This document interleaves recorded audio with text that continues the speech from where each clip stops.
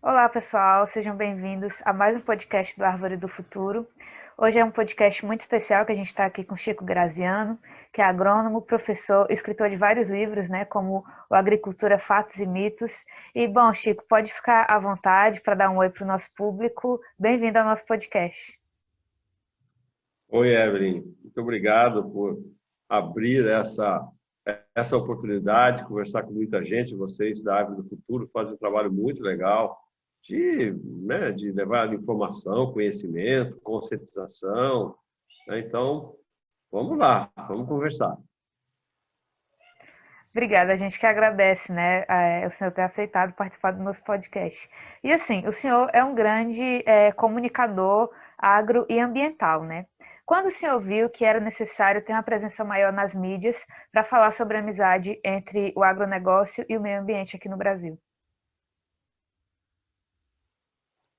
Essa é uma questão que eu sempre gosto de comentar. Quando a TV Bandeirantes criou o seu canal, chamado Terra Viva, eu participei daquele projeto, inicialmente como consultor, como palpiteiro, e depois eu ajudei a fazer treinamento de jornalistas, participei como comentarista do canal e tive, inclusive, um programa de televisão que se chamava O X da Questão. Isso no canal Terra Viva, que era, vamos dizer, um concorrente do Globo Rural, que era da TV Globo, né? Isso tem mais de 15 anos já. E foi nesse momento que eu percebi a importância, mais claramente, né, da comunicação, porque já lá atrás, o que a gente percebia? Muitos jornalistas, então eu estava lá, numa casa muito importante do jornalismo, né, na TV Band, que eles não entendiam direito as coisas do agro. Então, eu tinha que ficar explicando como é que funcionava isso, como é que funcionava aquilo, etc. E daí veio o meu gosto por me dedicar mais a essa equação de procurar divulgar mais, falar mais. Aí vieram as redes sociais, né? Pelas redes sociais, o que eu comecei a fazer, porque eu vi os outros fazerem. Ora, vamos contar a nossa história. Todo mundo está contando a sua, por que nós do agro não contamos a nossa? Então, eu realmente me tornei quase que um ativista. Como eu faço várias outras coisas, eu não fico apenas fazendo isso, mas eu realmente acabei tendo alguma projeção como alguém que dá opiniões. Eu opino sobre política também, porque eu tenho aprendizado de política, eu fui até deputado já, federal, né? Mas eu realmente achei que o gosto meu é falar do agroambiental, que é a junção do agro com o ambientalismo, né? Do ruralismo com o ambientalismo, é o agroambiental. Esse é o meu foco. Legal. E, assim, algo que acontece muito, né? O senhor citou da falta de preparo de muitos jornalistas, né? E a gente também vê um ativismo muito grande que tenta separar o agronegócio das pautas ambientais, né? E, assim, como o senhor acha que começou essa separação, essa dicotomia de colocar os dois aí como inimigos? Pois é, esse é um dos males terríveis que afetam a imagem do agro e que afetam a compreensão mais ampla da opinião pública sobre a agricultura e a pecuária brasileira. Eu, pelo que formulei, pelo que estudei, pelo que analisei, porque isso é um tanto quanto intrigante, né?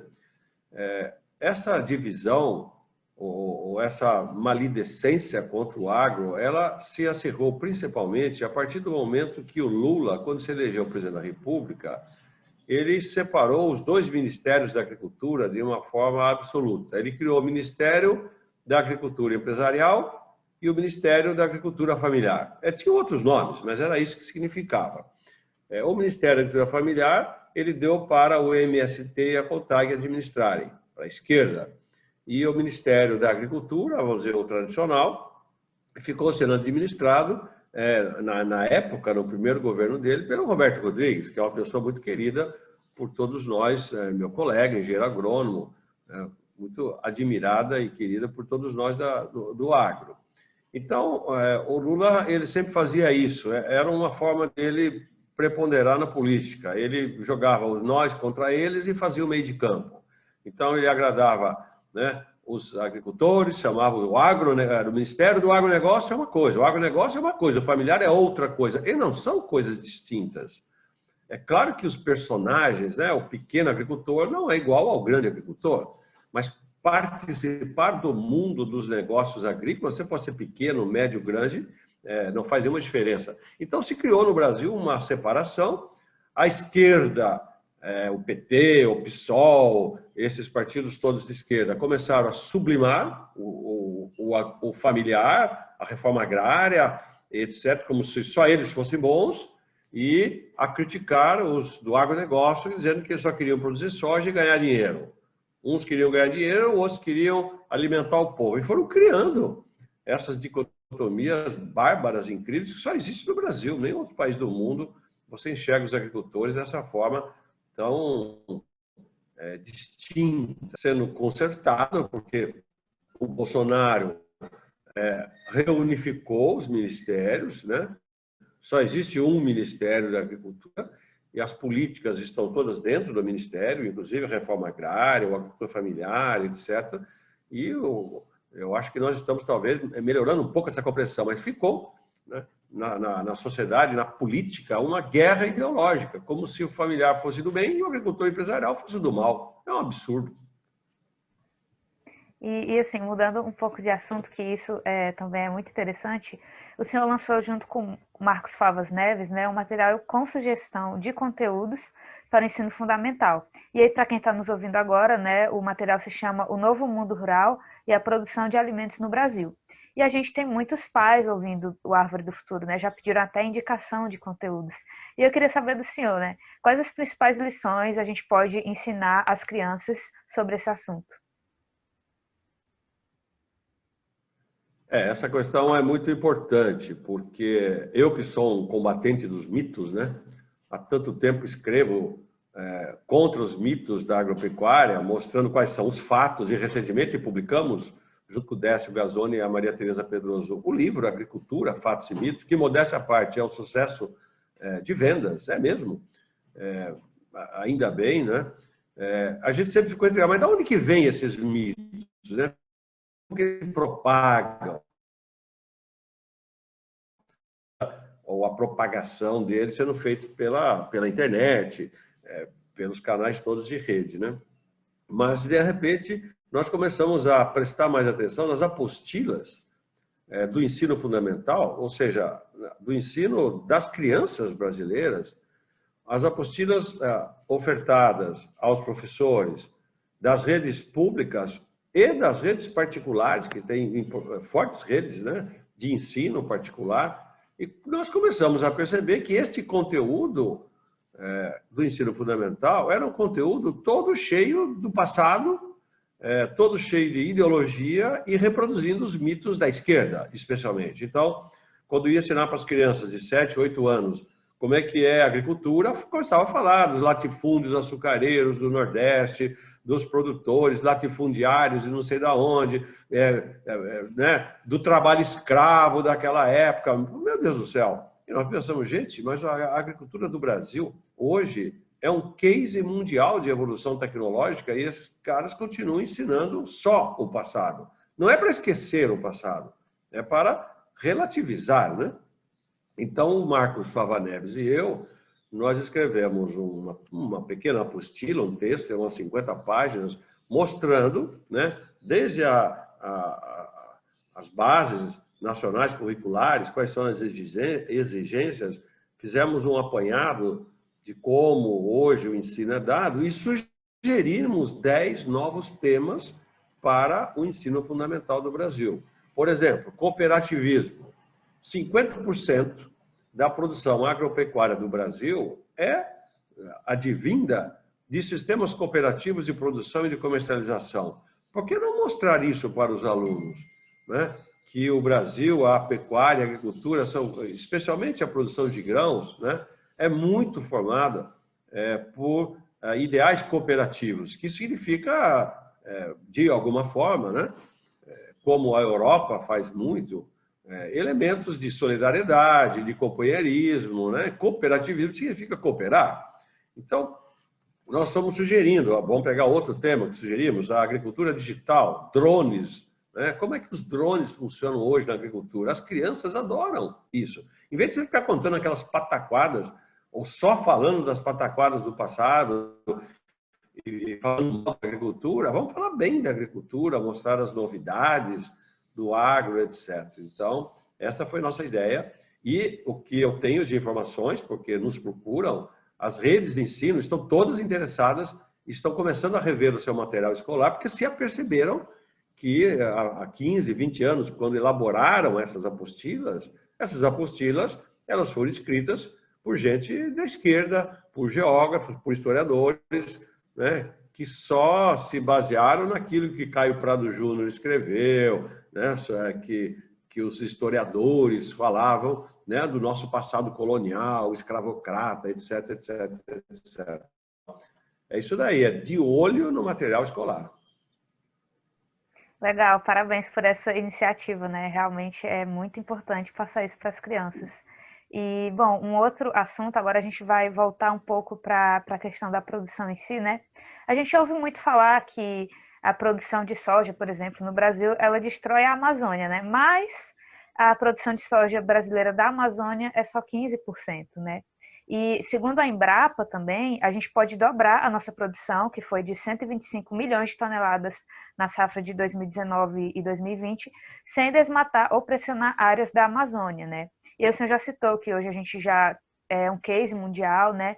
E assim, falando da agricultura em geral e também da pecuária, como o senhor vê os produtores em relação à preservação, né? Que nota o senhor daria para o agronegócio brasileiro hoje? Puxa vida, que nota eu daria? Agora, preciso pensar melhor. Daria uma nota perto de 8, vamos dizer. Né? Porque tem muita gente com nota 10 e tem alguns ainda agricultores mais tradicionais, atrasados, que ainda não tiram 5 para passar de ano. Fazem coisas erradas, não cuidam direito da conservação do solo, não adubam as suas pastagens, né? Combatem pragas com sistemas ou máquinas muito antigas. Então, eu diria, na média é 8. Tem muita gente com nota 10 e tem gente com nota 4, 5. Agora, veja como é que são as informações. Você disse, 15% da soja vem da Amazônia. Qual Amazônia? Porque 15% da soja vem da Amazônia significa vem da região amazônica. Essa soja que está sendo plantada em Rondonópolis, essa soja que está sendo no Mato Grosso, né?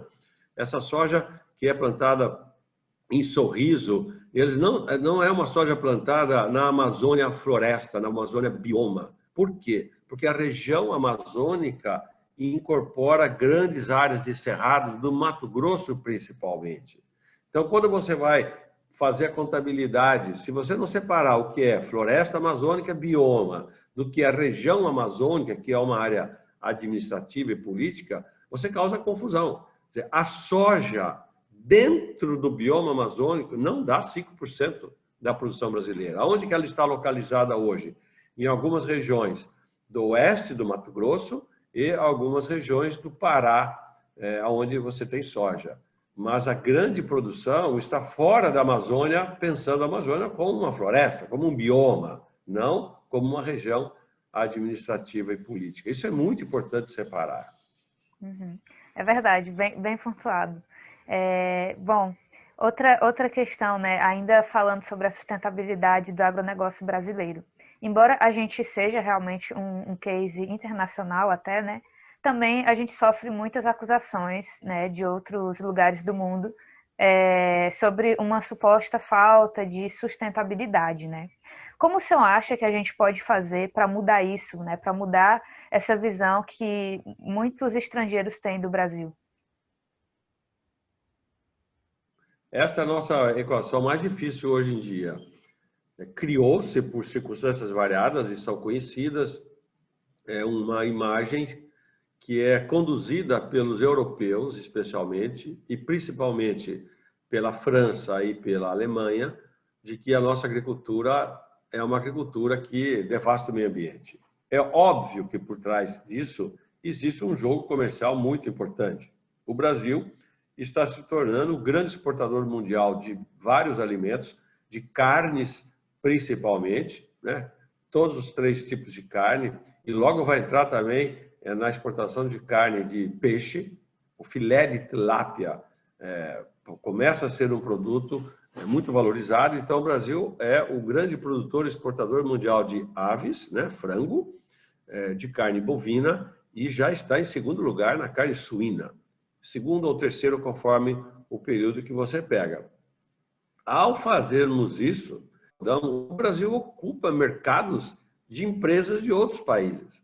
A guerra comercial não ocorre entre países, ocorre entre empresas destes países, dos nossos países. Então, há um jogo muito inteligente para macular, né, a qualidade do produto brasileiro, em função da perda de mercados, que o Brasil tem sido muito competitivo. O produto é bom e é barato, comparado com a oferta que vem da Austrália, mesmo dos Estados Unidos e outros países, né? Então, há um nítido interesse comercial. Por outro lado, existem também equívocos cometidos pelos próprios brasileiros. Então, é preciso olhar também para o umbigo. Nós precisamos primeiro, fazer a lição de casa.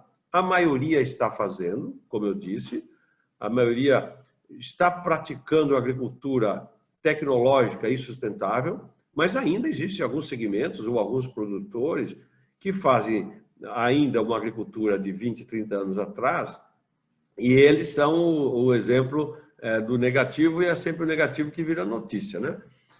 Então, é preciso ter um esforço de convencimento, de comunicação, que os próprios produtores precisam fazer, estão fazendo de alguma forma, e o governo, né?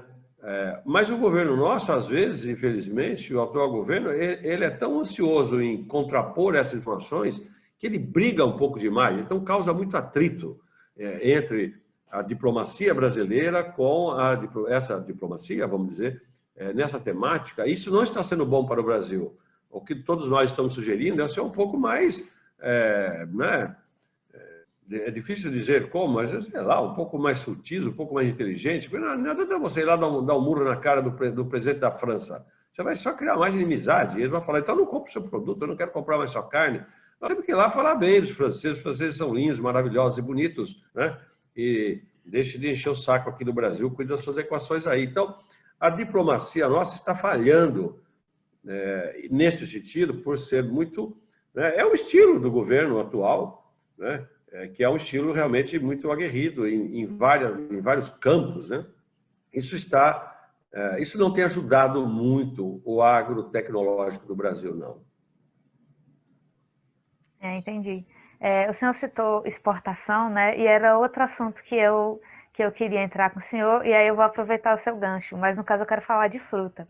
Eu estava ouvindo o podcast do Nicolas Vital, eu achei muito interessante um especialista que ele entrevistou, falando sobre a exportação do kiwi, né, que é uma fruta da China, e aí os neozelandeses eles começaram a exportar, e hoje ela é popular no mundo todo, né.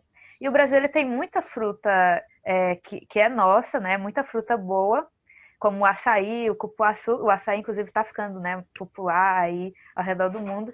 E eu queria saber com o senhor, né, como que está isso, essa exportação das nossas frutas, e como que o senhor vê esse cenário aí se configurando nos próximos anos? É uma temática muito legal, porque nós sempre nos acostumamos aqui no Brasil em falar, e eu lembro disso desde as minhas salas de aula na agronomia lá em Piracicaba, né? Então você aprendia, quando ia aprender sobre fruticultura, você ouvia falar sobre as frutas temperadas, eram as frutas de caroço, nectarina, pêssego, ameixas, etc. Então, as frutas temperadas. O que está acontecendo aqui no Brasil, já de 20 anos para cá, especialmente, é que nós começamos a criar uma qualidade do negócio chamado frutas tropicais, né? Então, existem as frutas temperadas e nós temos aqui as frutas tropicais. Então, e o Brasil está indo bem. Você pega o Brasil hoje, é um grande exportador de melões, o Nordeste produz muito melões. E é interessante porque às vezes as frutas são tropicais ou às vezes elas são tropicalizadas. Então, o Vale do São Francisco, né, em Petrolina, em Juazeiro, produz uma uva de excelente qualidade, aquela uva que antes só era produzida em regiões frias, hoje passou a ser cultivada em regiões quentes, como o Nordeste brasileiro, fruto do melhoramento genético que foi promovido, né? Eu acho que uma das frentes importantes, olhando o futuro da agricultura brasileira e pensando especialmente na fruticultura, será o investimento de pesquisa, Embrapas da vida, quer dizer, dos institutos de pesquisa da Embrapa ou dos órgãos estaduais de pesquisa, em frutas genuinamente brasileiras, tropicais, etc. Eu sou apaixonado por jabuticaba, sabe? Eu sei que jabuticaba é uma fruta muito delicada, etc. Mas será que um dia não vamos investir e criar uma jabuticaba enorme, assim, casca dura? Porque diz que jabuticaba é a única fruta tipicamente brasileira, então vamos lá, né? A goiaba já é uma fruta que recebeu investimentos em melhoramento genético, etc. E o Brasil tem uma produção de goiaba muito boa. Então, eu acho que é isso mesmo, nós temos que descobrir. O cupuaçu, você falou no início, o cupuaçu, né? Realmente, eu acho que é por aí. O abil é uma fruta maravilhosa. Quantas outras frutas, né? Então, agora que nós estamos na era da tecnologia e tudo acelerado pela engenharia genética, né? Eu realmente vejo um potencial muito grande de abrir novos mercados com novos produtos e a fruticultura, acho que só tem caminho para evoluir. E assim, uma outra questão também, né, que envolve a produção agrícola brasileira, né, é a acusação de que nós somos o país que mais usa agrotóxicos, né? Só que a gente não é, né? Na verdade, a gente é o que mais compra, né, em valor de mercado, mas em questão de uso, né, dividido pela produção, a gente é o 13º país que mais usa agroquímicos, isso em dados da FAO, né?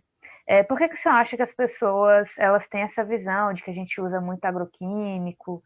Isso se deve a um mau uso no passado ou a simples falta de informação hoje em dia? Como que você vê essa questão? Esse é dentre os mitos sobre a agricultura brasileira, esse é um dos mais difíceis, mais complexos, inclusive para entender as origens dele próprio, né? Tudo começou quando Rachel Carson, nos Estados Unidos, nos anos 60, publicou um livro extraordinário chamado Primavera Silenciosa, onde ela mostrava que estava havendo uma contaminação dos ecossistemas a partir do uso do DDT, que foi o primeiro inseticida sintético utilizado na agricultura norte-americana e depois em todo o mundo, né? Então, desde lá vem esse pavor de que as moléculas químicas desenvolvidas em laboratório, como é o caso do DDT, viesse a causar grandes problemas.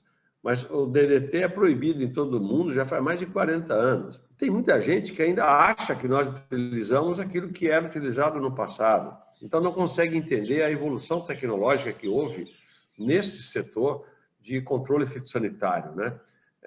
E aconteceu simplesmente o que aconteceu na medicina, por exemplo, em geral. Os remédios de hoje são muito mais específicos para combater, por exemplo, desajustes mentais, depressão, etc. Primeiro você tomava zinco, né? Hoje você tem o psiquiatra lá regula 1 grama, meia grama, 2 gramas. Você tem uma qualificação, uma sofisticação muito maior no controle de doenças humanas e tanto quanto no controle de doenças vegetais ou animais, que são os chamados defensivos químicos ou agrotóxicos, né? Então, há uma incompreensão sobre o avanço tecnológico ocorrido. Há também uma maledicência política daqueles que atacam a agricultura empresarial, uma visão assim atrasada, retrógrada, porque tem esses setores que acham que são de esquerda, eles defendem uma agricultura meio medieval, é como se nós fôssemos voltar 200 anos para trás, todo mundo ficar produzindo um canteirinho em casa, matando praga com cinza né, da churrasqueira. Eles têm uma visão muito idílica, muito antiga e muito atrasada, né? Como é que você vai abastecer milhões, bilhões de pessoas fazendo agricultura medieval? Mas como eles são pessoas ricas, porque esses caras são, em geral, uma elite, da elite brasileira, né? Então, eles compram em canais super sofisticados, pagam caro porque eles têm dinheiro, metade deles são funcionários públicos, Então, é uma coisa muito estranha fazerem isso, né?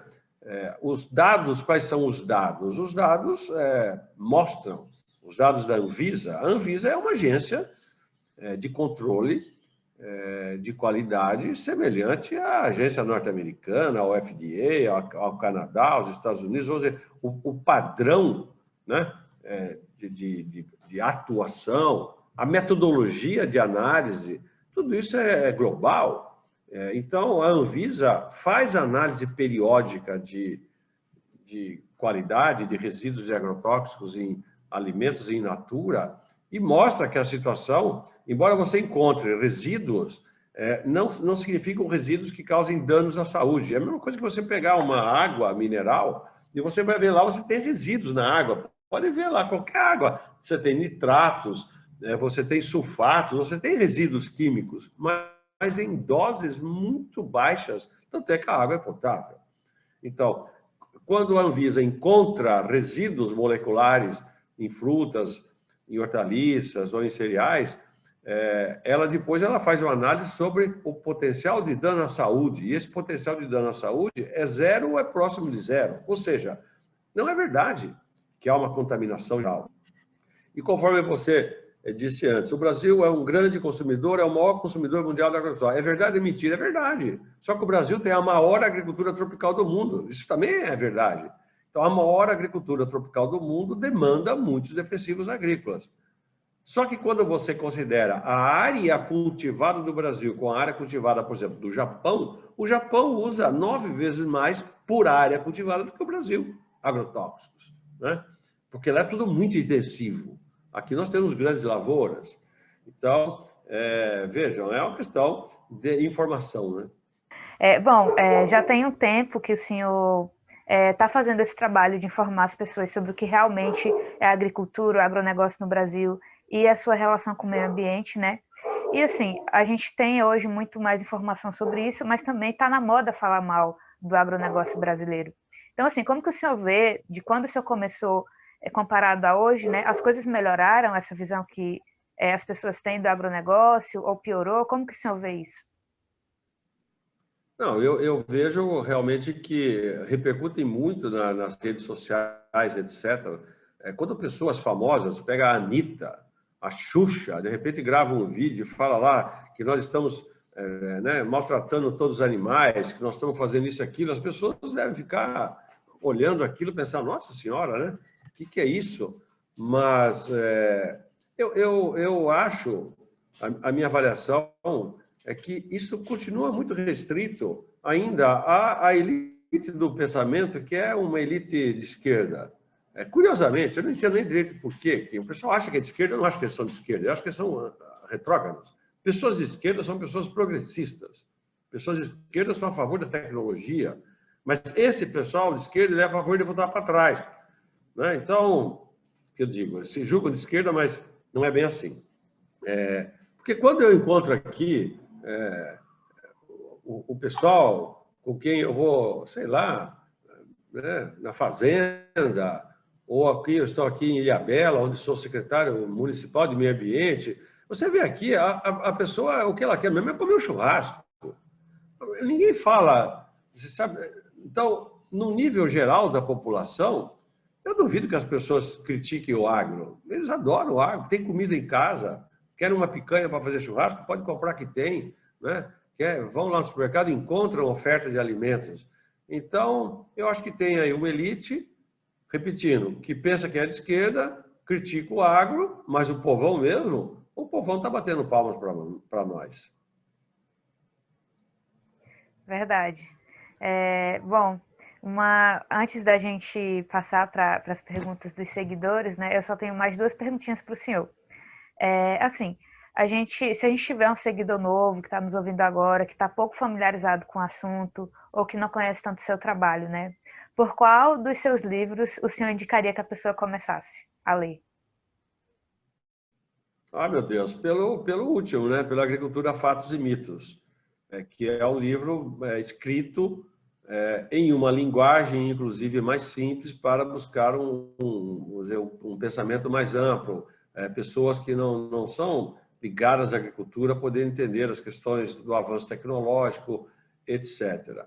O meu livro anterior a esse, que se chama Novo Mundo Rural, escrito em parceria com o Zander Navarro, já é um livro mais próprio para quem trabalha com economia rural, com economia agrária, ele já é um pouco mais difícil, vamos dizer, mais hermético, por conta dos temas que são temas mais dos economistas agrários. Agora, o Agricultura, Fatos e Mitos, não. Isso daí é pegar a lei e sair entendendo. Legal, obrigada. E, bom, agora realmente, antes da gente passar para as perguntas dos seguidores, né? Tem alguma coisa sobre agro e meio ambiente que eu não perguntei que o senhor gostaria de acrescentar?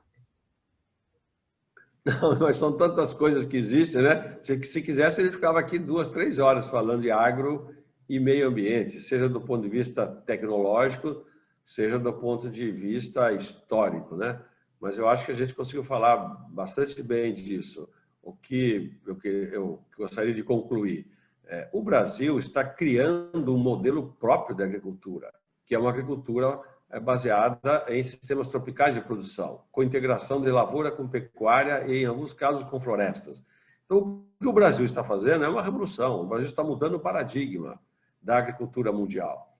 E os estrangeiros, quando vêm aqui, eles não entendem como é que você colhe a soja, planta o milho, tira o milho e põe o gado, né? Na mesma área, no mesmo ano agrícola. Os europeus, os norte-americanos, os australianos, os japoneses, né? Eles cultivam uma coisa só, porque depois muda. Lá tem inverno, lá tem gelo, tem neve, né? Então, nós temos uma condição que permite fazer essa integração. Ao mesmo tempo, ao termos produção contínua, nós temos maior ataque de patógenos, né? Sejam pragas, sejam insetos, sejam fungos, sejam bactérias que causam doenças. Então, nós temos um sistema que é muito complexo para fazer agricultura. E nós estamos aprendendo a fazer isso. Eu diria, daqui 20 anos, o Brasil será o maior produtor mundial de alimentos, com certeza. Legal. Muito obrigada por todas as respostas, né? E agora sim a gente vai para as perguntas dos seguidores. O senhor pode dar respostas curtinhas mesmo, de no máximo 1 minuto, que a gente vai compartilhar nos stories do nosso Instagram, né? E, bom, essa primeira pergunta é da Stephanie. Ela perguntou assim: como os jovens podem participar mais das ações políticas públicas para potencializar o agro? Participando, né? Eu percebo que os jovens, e principalmente as mulheres jovens, elas estão sendo muito colaborativas na rede, formam grupos de WhatsApp, trocam informações, né? Então, isso que nós poderíamos chamar uma espécie de agricultura colaborativa está surgindo a partir desse movimento de jovens, né, em defesa da tecnologia, querem ir para frente, querem avançar. Então, eu acho que participando, estudando, né? De primeiro, quando eu nasci na fazenda, lá em Araras, meu pai falava assim: se você não estudar, você vai ficar aqui carpindo. A gente ia estudar. Hoje mudou completamente. Você quer vir para a fazenda? Tem que estudar muito. A fazenda hoje não é mais para qualquer um, você tem que ter muito estudo. Veja como mudou. Legal, legal. Bom, a outra pergunta que a gente tem é do Gabriel. Ele perguntou assim: como fazer a preservação de reserva legal e área de preservação permanente serem rentáveis no meio rural? Bom, a reserva legal, pelo Código Florestal, é passível do manejo sustentável. Então, eu já percebo consultorias, grupos de pessoas fazendo isso, já começando a investir, já começando a descobrir formas de realizar manejo sustentável de reserva legal. No caso de APP, a APP não permite o manejo sustentável. Ela é, como diz o próprio nome, uma área de preservação absoluta, salvo pequenas exceções, né? Como fazer isso dar dinheiro? Se nós conseguirmos agregar no valor do nosso produto, né, esta tarefa ambiental, isso agregaria, isso faria dar dinheiro, né? Ou seja, nós conseguiríamos mostrar, e quem fizesse isso, e tem gente já fazendo isso, né? No café, por exemplo, quem certifica um café no Rainforest, ele agrega valor ao produto dele, porque ele está investindo em preservação ambiental. Inclusive, só abrindo um parênteses, né? Nosso último podcast foi sobre isso, com Arthur Vilela, da Global Forest Bond, e eles trabalham justamente para tornar a preservação mais um produto do agronegócio brasileiro, que eu achei muito interessante também. Bom, a próxima pergunta, né? Essa aqui é do Guilherme. Agrotóxicos realmente poluem os mananciais, lençóis freáticos, enfim, água enterrada? Podem contaminar, mas não é usual, né? O uso descontrolado pode trazer problemas. Então, onde você tem aquíferos cuja recarga é superficial, é próxima da superfície, é preciso ter cuidado, é preciso ter cuidado com algumas moléculas que são muito persistentes no ambiente, né? Mas, regra geral, as análises que são feitas em aquíferos não mostram contaminação. E, por exemplo, mesmo na questão do aquífero Guarani, você tem uma área de recarga grande perto de Ribeirão Preto, por exemplo, né? A CETESB analisa isso, outras instituições o fazem também, não comprovam aquilo que muitos falam, que está havendo uma contaminação total. Não, não. Há uma degradação desses produtos químicos no ecossistema, né? Então, porque hoje os agrotóxicos, os defensivos agrícolas, como eu prefiro chamá-los, eles têm um caráter de biodigestibilidade. Não são mais como os organoclorados antigamente, que as moléculas ficavam 80, 90, 100 anos sem degradação. Hoje não, hoje a degradação é muito mais rápida, inclusive do Roundup, né, que é o glifosato, que muita gente acha que é um herbicida problemático, ele é rapidamente degradável no solo por condições biológicas. E, bom, a próxima pergunta ela é do Júlio. A agricultura familiar deve ser subsidiada pelo governo? Ô, Júlio, não custa ajudar os pequenos agricultores. No mundo todo, a agricultura em geral é subsidiada. Hoje o subsídio existe para toda a agricultura, especialmente, por exemplo, através do crédito rural. A taxa de juros do crédito rural, né, ela é bem mais baixa, porque é subsidiada pelo governo em relação às taxas de juros de outros financiamentos. É assim que funciona no mundo todo, através do crédito, através do seguro, né?